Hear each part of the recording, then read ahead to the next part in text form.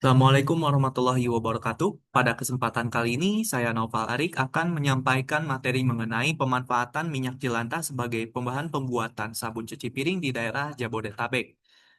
Tugas ini dibuat sebagai rangka pemenuhan tugas ujian akhir semester mata kuliah WI 2005 Bahasa Indonesia dengan dosen pengampu Ibu Sira Kamila Dewanti Amalia.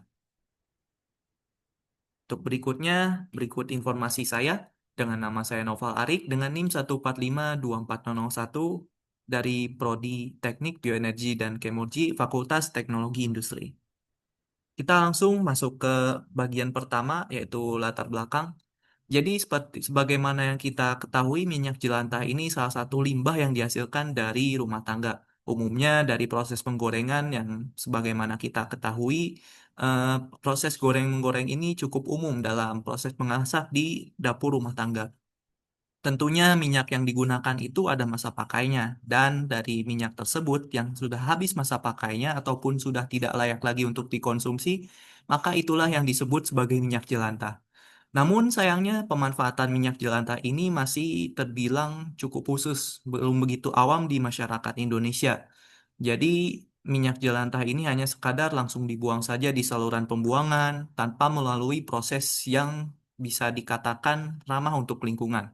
Karena itu kami mengangkat judul ini untuk sebagai suatu solusi mengurangi masalah limbah minyak jelantah ini secara bijak dan berkelanjutan. Ada 3 poin rumusan masalah, yakni pertama, proses pemanfaatan minyak jelantah sebagai bahan baku pembuatan sabun.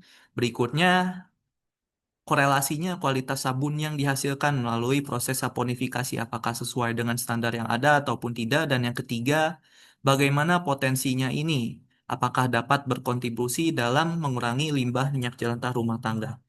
Kita masuk saja, jadi tujuan penelitiannya ini ada 3 poin utama, yakni menganalisis proses dari pengolahan minyak jelantah tersebut menjadi sabun batang yang siap digunakan dan bernilai jual, lalu menganalisis kualitas produk, tentunya produk yang dihasilkan mesti berkualitas agar bisa memberikan suatu daya tambah ekonomi, tentunya bagi masyarakat. Katakanlah, misal ini minyak jelantah ini dikumpulkan di suatu bank minyak jelantah, maka rumah tangga tersebut setidaknya dapat menambah pundi-pundi rupiah dari eh, penyumbangan minyak jelantah tersebut. Dan yang ketiga, kita akan menggali potensi pemanfaatannya.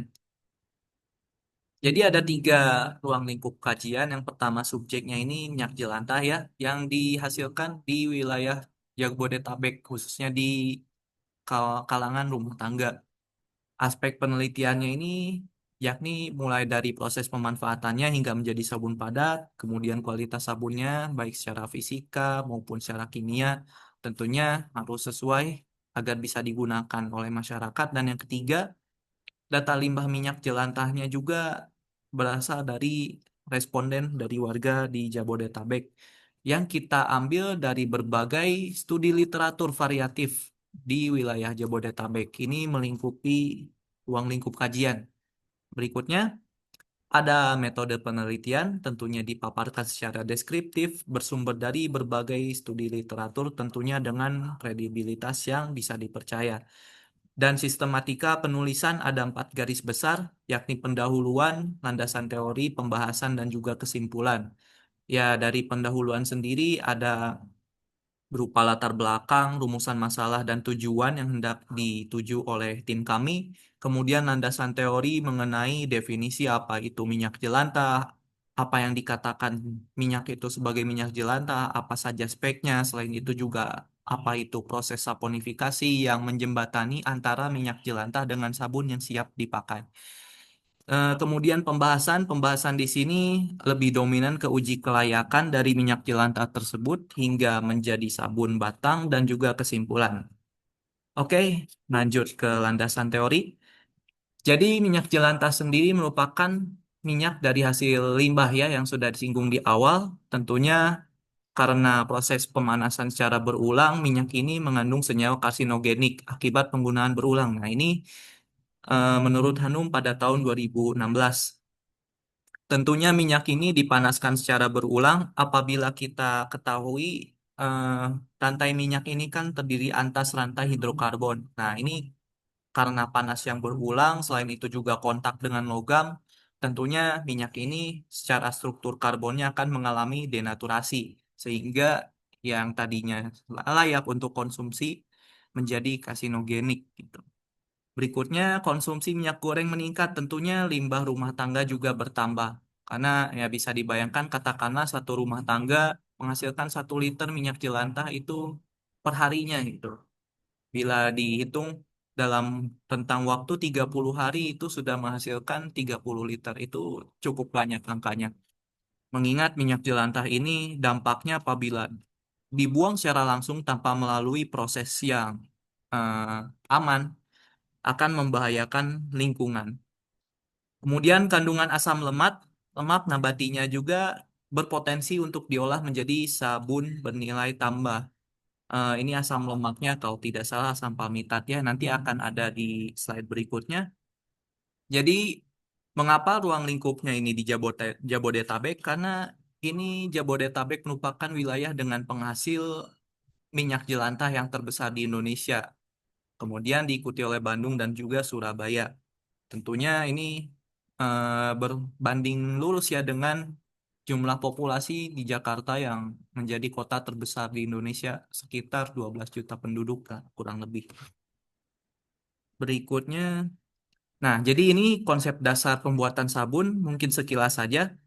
Jadi sabun ini pada dasarnya eh, hasil dari reaksi kimia yang kita namakan sebagai saponifikasi ataupun penyabunan. Jadi di mana lemak itu direaksikan oleh basa kuat, bisa itu berupa natrium hidroksida maupun potasium hidroksida. Jadi ada 2 bagian. Ini yang bisa disimak di bagian sini. Jadi ini ada ekor yang bersifat hidrofobik dan kepala atau kapsid yang bersifat hidrofilik. Jadi apabila disimak, yang membedakan antara hidrofobik dan hidrofiliknya ini ada di perantai ganda antara karbon dengan oksigen dan juga natrium. Ya, ini ion natrium. Nah, jadi ini bersifat hidrofobik.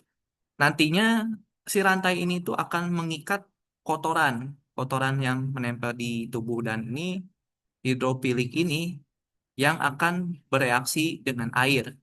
Sehingga yang bagaimana kita tahu dia akan berbusa ya, menghasilkan sabun.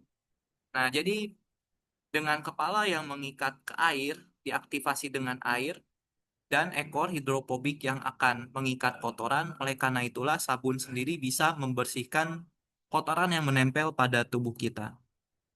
Kita simpan dulu laser pointernya. Next. Nah ini reaksi saponifikasi. Ini juga berangkat dari praktikum yang sempat saya ikuti mengenai saponifikasi. Jadi di sini ada rantai asam lemak. Ini biasanya asam palmitat ya. Direaksikan dengan basa kuat alkali dan direaksikan juga dengan air aqueous biasanya sebagai mediumnya. Nantinya akan menghasilkan ini gliserol dan ini sabunnya yang berwarna biru ini. Untuk berikutnya,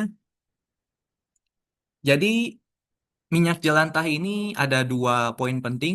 Yang pertama ada potensinya dan juga keunggulannya.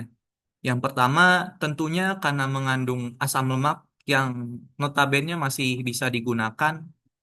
Jadi bila kita eh, apa namanya kita jernihkan si minyak jelantahnya itu, kemudian dia direaksikan dengan alkali, larutan alkali itu akan berlangsung reaksi saponifikasi. Dan berikutnya untuk keunggulannya tentunya yang pertama tidak mencemari lingkungan karena kita manfaatkan kembali dalam proses pembuatan sabun. Dan yang kedua menjadi nilai ekonomis. Katakanlah seperti di awal tadi ada bank minyak jelantah di mana ada satu UMKM, usaha rumah tangga gitu, mengumpulkan minyak jelantah dari berbagai rumah, kemudian dia olah lebih lanjut menjadi sabun. Yang tadinya itu berupa sampah ataupun limbah, kemudian dapat diolah menjadi bahan yang siap pakai gitu.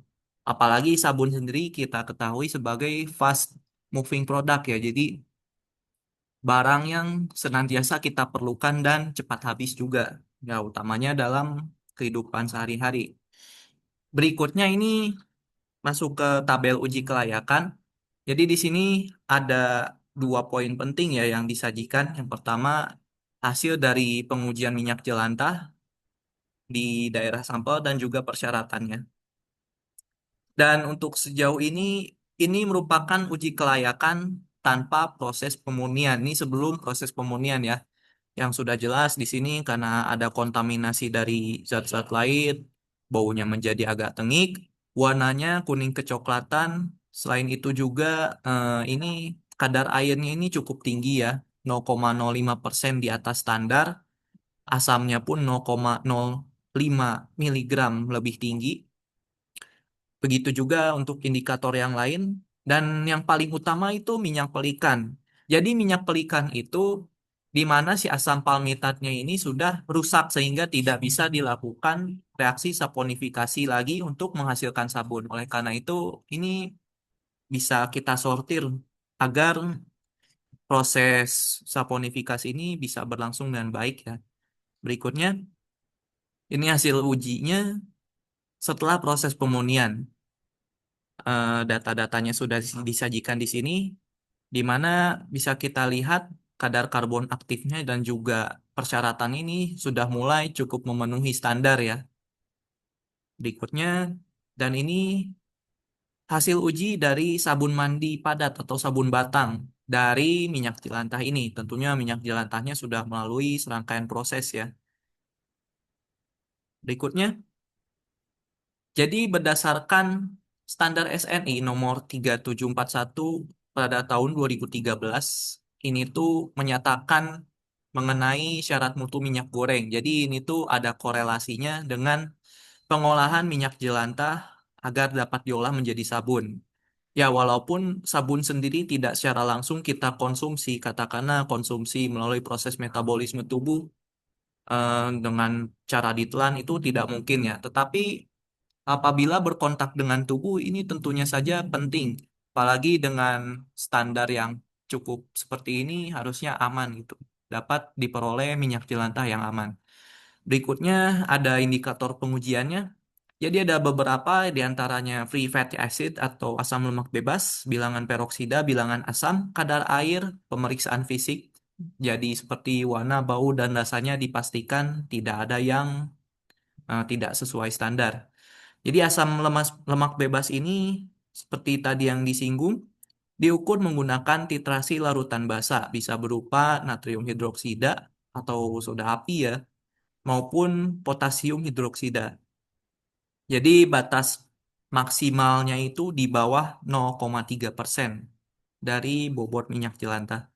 Berikutnya ada proses proses pembuatan sabun ya. Jadi ada uji SNI. Uji SNI ini sendiri di mana kita menguji terlebih dahulu minyak jelantahnya apakah sesuai atau tidak untuk diolah lebih lanjut. Ya, apabila sesuai bisa kita lanjut ke proses pemurnian. Apabila tidak sesuai, sayang sekali harus kita sortir ataupun singkirkan lah istilahnya. Untuk berikutnya ada proses pemurnian. Pemurnian ini bisa penyaringan secara fisik maupun secara kimia. Secara kimianya bisa menggunakan solvan ya seperti tadi. Dan untuk berikutnya ini ada adisi alkali, penambahan larutan basa agar proses saponifikasi bisa berlangsung. Kemudian menghasilkan gliserol dan juga sabun. Pencetakan dan curing. Ini curing ini maksudnya pendiaman. Jadi ya setelah dibuat sabun, tentunya harus dicetak sesuai dengan kehendak pembuatnya ya. Katakanlah dicetakkan kotak-kotak. Berikutnya uji kualitas dan juga pengemasan. Untuk uji kualitasnya sendiri kembali lagi ke bagian yang ini. Oke, untuk berikutnya potensi ekonomi. Jadi mengapa ini begitu penting? Karena menurut data yang dilansir dari website Waste for Change pada tahun 2023, 1 liter minyak jelantah ini berpotensi untuk mencemari 1.000 liter air. Tentunya ini sangat banyak ya. Berarti hanya sekedar 0,01 0,001% saja ya sudah bisa mencemari eh, air sebanyak itu. Dan tentunya untuk mendukung ekonomi sirkular. Sebagaimana yang kita tahu, konsep ekonomi yang konvensional itu umumnya dari produsen, distribusi, kemudian konsumen, setelah itu buang. Tapi setelahnya bagaimana kita dapat mengolah bahan baku ini secara bijak gitu, agar mendukung konsep green economy sirkular. Tidak hanya sekadar sirkular saja, tapi juga green. Maksudnya sistem ini bisa menjamin keberlangsungan ekonomi kita itu secara sustainable atau berkelanjutan, tapi juga tidak mengesampingkan kelestarian lingkungan hidup kita. Oke, untuk keunggulan sabunnya ini tentunya ada gliserin yang dapat melembabkan kulit sebagai antibakteri. Selain itu juga harganya cukup ekonomis. Ini sedikit data saja yang saya ambil, yakni Indonesia sendiri negara dengan konsumsi minyak goreng sawit terbesar, sekitar 24 juta ton per tahun pada tahun 2024. Dan ini potensi minyak jelantah terbesar, tentunya daerah dengan konsumsi yang terbesar pula di daerah Jabodetabek. Ini pada tahun 2022 oleh Traction Energy Asia. Mohon maaf karena di sini mungkin ada banyak gangguan, terutama pada ibu dosen. Untuk berikutnya ini ada solusi jangka panjang yang sudah saya persingkat juga. Untuk pertama, tentunya ada sosialisasi di tingkat komunitas, yakni penggalakan untuk daur ulang minyak. Jadi kita ini harus menekankan ke warga bagaimana warga ini bisa mengolah minyak limbah ini menjadi pundi rupiah gitu, menghasilkan uang. Walaupun tidak banyak, tetapi setidaknya cukup membantu untuk perekonomian. Selain itu juga tidak merusak lingkungan. Dan ini bisa digunakan bank limbah model Pertamina. Jadi ketika masyarakat menjual minyak jelantah sebagai bahan baku sabun, mereka akan mendapatkan income gitu ataupun pendapatan dari hasil penjualan tersebut. Manfaat lainnya untuk lingkungan, mengurangi polusi, pencemaran, baik itu utamanya di tanah dan air ya, karena mengenai minyak ini. Selain itu juga di ekonomi bisa bertindak sebagai penghasilan tambahan. Jadi ini sudah ada beberapa inovasi yang dilakukan menggunakan bank sampah dan lain sebagainya. Dengan harapan ke depannya, semoga masyarakat lebih mawas diri bahwasanya minyak jelantah itu bukan sekadar limbah yang mereka buang katakanlah ke parit ataupun ke wastafel tempat cuci piring mereka, tetapi juga bisa diolah lebih lanjut menjadi barang yang lebih bermanfaat. Kesimpulannya ada 3. Pertama, proses pengolahan minyak jelantah melalui uji mutu, pemurnian saponifikasi, pencetakan, curing, serta uji kualitas sabun, sehingga dapat diedarkan di lingkup konsumen. Indikatornya ini ada beberapa, yaitu dalam pengujian kelayakan jelantah, diantaranya kadar air, kadar natrium hidroksida bebas, asam oleat, dan juga kontaminasi. Kemudian, pemanfaatan minyak jelantah sendiri berkontribusi dalam melestarikan lingkungan dan mendukung ekonomi yang green sustainable, berkelanjutan dan juga hijau. Berikut daftar pustaka yang dinukil oleh kelompok saya mungkin ya lebih tepatnya. Sekian video dari saya. Mohon maaf apabila ada kesalahan maupun kekurangan, utamanya dari segi kondusivitas. Semoga mungkin ke depannya ini agak ada sedikit celotehan saja dari saya. Mohon izin Ibu. Semoga mungkin ke depannya masyarakat Indonesia juga lebih sadar bahwasanya knalpot bising itu tidak ada gunanya selain mengganggu kondusivitas, sivitas akademika dan juga mungkin yang lainnya. Sekian terima kasih. Wassalamualaikum warahmatullahi wabarakatuh.